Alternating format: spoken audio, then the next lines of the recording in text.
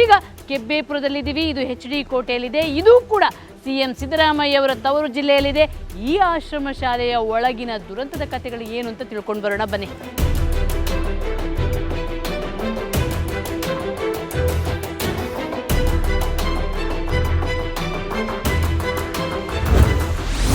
ಕಟ್ಟಡಕ್ಕೆ ಕೋಟಿ ಕೋಟಿ, ಓದ್ಲಿಕ್ಕಿಲ್ಲ ಪೆನ್ನು ಸ್ಲೇಟು. ನಾವು ಯಾವುದೇ ಆಶ್ರಮ ಶಾಲೆಗೆ ಹೋದರೂ ಕೂಡ ಅಲ್ಲಿ ಒಂದು ಕಟ್ಟಡ ನಿರ್ಮಾಣ ಕೆಲಸ ಮಾತ್ರ ನಿರಂತರವಾಗಿ ನಡೀತಾನೆ ಇರುತ್ತೆ. ಕಟ್ಟಡಗಳನ್ನು ನಿರಂತರವಾಗಿ ಕಟ್ತಾರೆ, ಆದರೆ ಆ ಕಟ್ಟಡದೊಳಗೆ ಕಲಿಯುವ ವಿದ್ಯಾರ್ಥಿಗಳ ಶಿಕ್ಷಣ ಗುಣಮಟ್ಟ ಯಾವ ರೀತಿ ಇದೆ, ಅದನ್ನು ಹೇಗೆ ಇಂಪ್ರೂವ್ ಮಾಡೋಣ ಅನ್ನುವಂಥ ಒಂದು ಕನಿಷ್ಠ ಯೋಚನೆಯನ್ನು ಅಧಿಕಾರಿಗಳು ಮಾಡಲ್ಲ. ಆಮೇಲೆ ಇನ್ನೊಂದು ನೋಡಿ, ಕಟ್ಟಡಗಳನ್ನು ಕಟ್ತಾರೆ, ಆದರೆ ಯಾವ ಕಟ್ಟಡ ಕಾಮಗಾರಿ ಕೂಡ ಗುಣಮಟ್ಟದಲ್ಲಿ ಇರೋದೇ ಇಲ್ಲ.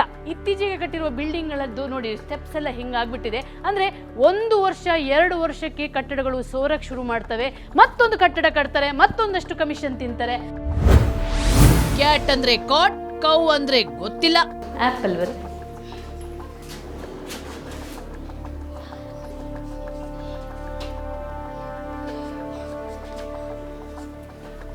ಕೌ ಕೌ cat,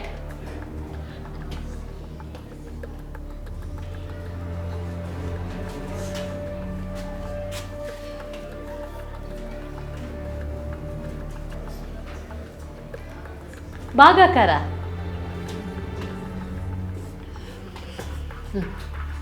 ಗುಣಾಕಾರ. ಈ ಹುಡುಗಿಯ ತಪ್ಪೇನಿಲ್ಲ ನಿಜ ಹೇಳಬೇಕಂದ್ರೆ. ಈ ಹುಡುಗಿಗೆ ಕೊಡ್ತಿರುವಂಥ ಶಿಕ್ಷಣದ ಗುಣಮಟ್ಟನೇ ಅದೇ ರೀತಿ ಇದೆ. 5ನೇ ಕ್ಲಾಸ್ ತರಗತಿ ಓದ್ತಾ ಇದೆ ಪುಟ್ಟಿ. ಕ್ಯಾಟ್ ಬರೆಯೋಕ್ಕೆ ಬರ್ತಿಲ್ಲ, ಇಲ್ಲಿ ಭಾಗಾಕಾರ ಅಂದರೆ ಏನು ಗೊತ್ತಿಲ್ಲ, ಗುಣಾಕಾರ ಅಂದರೆ ಏನು ಗೊತ್ತಿಲ್ಲ.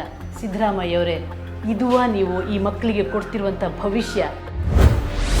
ಹೆಡ್ ಮಾಸ್ಟ್ರೇ SLC ಪಾಸು. ಇದು ಸಿಬ್ಬಂದಿ ವಿವರ ಅಂತ ಹಾಕಿದ್ದಾರೆ. ಇಲ್ಲಿ ಸಿಬ್ಬಂದಿಯ ಹೆಸರು. ಇವರು ಮುಖ್ಯ ಪ್ರಾಧ್ಯಾಪಕರು, ಇಲ್ಲಿನ ಹೆಡ್ ಮಾಸ್ಟರ್. ಆದರೆ ಇವರ ಕ್ವಾಲಿಫಿಕೇಶನ್ ನೋಡಿ, SLC ಇಲ್ಲಿನ ಮುಖ್ಯ ಶಿಕ್ಷಕರ ಒಂದು ಕ್ವಾಲಿಫಿಕೇಶನ್. ಉಳಿದವರೆಲ್ಲ ಒಬ್ಬರು BA B.Ed ಆಗಿದ್ದಾರೆ, ಉಳಿದವರು PUC D.Ed. ಸಮಾಜ ಕಲ್ಯಾಣ ಇಲಾಖೆಯಲ್ಲಿ ಕಮಿಷನ್ ಕೊಟ್ಟರೆ, ಲಂಚ ಕೊಟ್ಟರೆ ಏನು ಬೇಕಾದರೂ ನಡೆಯುತ್ತೆ ಅನ್ನೋದಕ್ಕೆ ಮತ್ತೊಂದು ನಾನು ಸಾಕ್ಷಿ ಕೊಡ್ತೀನಿ. ನೀವು ಎಷ್ಟು ಓದಿದ್ದೀರಿ? ನಾನು ಮೇಡಮ್ PUC ಓದಿದ್ದೀನಿ ಮೇಡಮ್, 2nd PUC ತನಕ. ಓಕೆ. ಇಲ್ಲೇ 3 ವರ್ಷದಿಂದ ಕೆಲಸ ಮಾಡ್ತಾ ಇದ್ದೆ ಮೇಡಮ್, ಟ್ರೈಬಲ್ ಟೀಚರಾಗಿ ಕೆಲಸ ಮಾಡ್ತಾ ಇದ್ದೆ. ಓಕೆ. ಇವಾಗ ಈ ವರ್ಷದಿಂದ ನೀನು ಮಾಡಿರೋ PUCಗೆ ಆಗಲ್ಲ, ನೀನು ಅಡುಗೆ ಕೆಲಸ ಮಾಡಬೇಕು ಅಂತ ಹೇಳಿದ್ದಾರೆ ಮೇಡಮ್.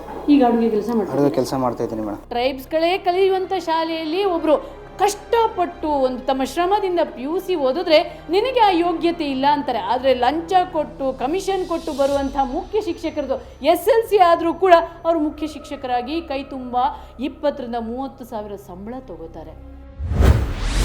ಸಂಕಟದಲ್ಲಿದ್ದಾರೆ ವೆಂಕಟಗಿರಿ ಮಕ್ಕಳು. ಎಲ್ಲರೂ ಮನೆಗೆ ಹೋಗ್ತೀರಾ? ಇಲ್ಲಿ ಉಳ್ಕೊಳ್ಳೋದೇ ಇಲ್ಲ. ಯಾಕೆ?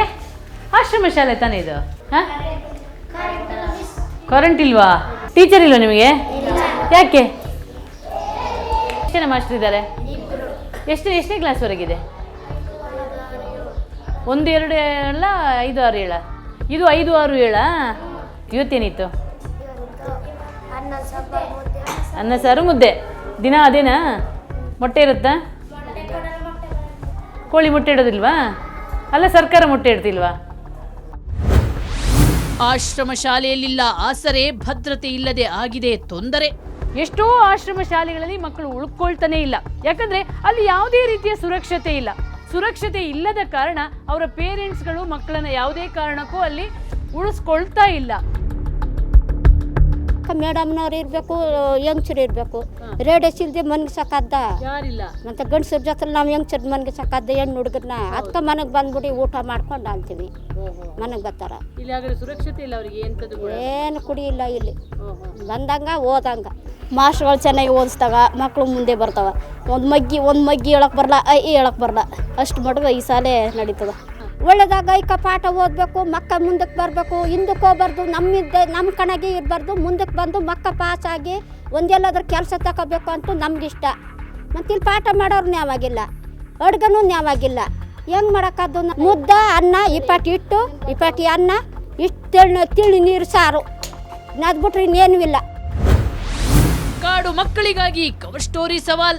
ಮಕ್ಕಳ ಭವಿಷ್ಯ ಇದು ನಮ್ಮಲ್ಲಿ ಸುಧಾರಣೆ ಮಾಡೋ ಪ್ರಯತ್ನ ಖಂಡಿತ ಮಾಡಿದ್ವಿ, ಸುಧಾರಣೆ ಆಗ್ತಾ ಇದೆ. ಸರ್ ನಾನು ನಿಮಗೆ ಕ್ಲಾಸ್ ರೂಮಿಗೆ ಕರ್ಕೊಂಡು ಹೋಗ್ತೀನಿ, 7ನೇ ಕ್ಲಾಸಿಗೆ ಕರ್ಕೊಂಡು ಹೋಗ್ತೀನಿ. ಆ ಮಕ್ಕಳು ಆ್ಯಪಲ್, ಕೌ, ಕ್ಯಾಟ್ ಕರೆಕ್ಟಾಗಿ ಒಂದು ಸ್ಪೆಲ್ಲಿಂಗ್ ಹೇಳ್ಬಿಟ್ರೆ ನಾನು ಇವತ್ತೇ ರಾಜೀನಾಮೆ ಕೊಡ್ತೀನಿ ಸರ್ ಜರ್ನಲಿಸಮ್ಗೆ. ಬನ್ನಿ ಬನ್ನಿ ಬನ್ನಿ ಬನ್ನಿ ಈಗಲೇ ಕೇಳೋದು. ಹಾಂ, ಯಾಕಪ್ಪ ಇಂಗ್ಲೀಷ್ ಅಷ್ಟೊಂದು ಕೂರಿದಾರೆ, ಇಂಪ್ರೂವ್ಮೆಂಟ್ ಮಾಡಬೇಕು. ನಮ್ಮಲ್ಲಿ ಕಾಯಂ ಶಿಕ್ಷಕರ ನೇಮಕಾತಿ ಸರ್ಕಾರದಿಂದ ಆದರೆ ಕ್ವಾಲಿಫೈಡ್ ಟೀಚರ್ಸ್ಗಳನ್ನು ತಗೊಂಡ್ರೆ ಅದು ಸುಧಾರಣೆ 100% ಆಗ್ತದೆ. ನಮ್ಮಲ್ಲಿ ಇರ್ತಕ್ಕಂಥದ್ದೆಲ್ಲ ಹೊರ ಸಂಪನ್ಮೂಲ ಸಿಬ್ಬಂದಿ ಶಿಕ್ಷಕರು ಇರ್ತಕ್ಕಂಥದ್ದು. ಸರ್ ನಾನು ಹಾಸ್ಟೆಲ್ ತೋರಿಸ್ತೀನಿ ಸರ್ ಮಕ್ಕಳದ್ದು. ನಾನು ಹೇಳೋದು ಈ ಬಿಲ್ಡಿಂಗ್ ಏನು ತೊಂದರೆ ಇಲ್ಲ, ಈ ಬಿಲ್ಡಿಂಗ್ ಸರಿಯಾಗಿದೆ, ಬಟ್ ವ್ಯವಸ್ಥೆ ಈಗ ನನ್ನ ಮಗುನ ನಾನು ಹಿಂಗೆ ಬಿಡ್ತಿದ್ದ, ಒಂದು ಯಾವ ಸೆಕ್ಯೂರಿಟಿ ಇಲ್ಲ.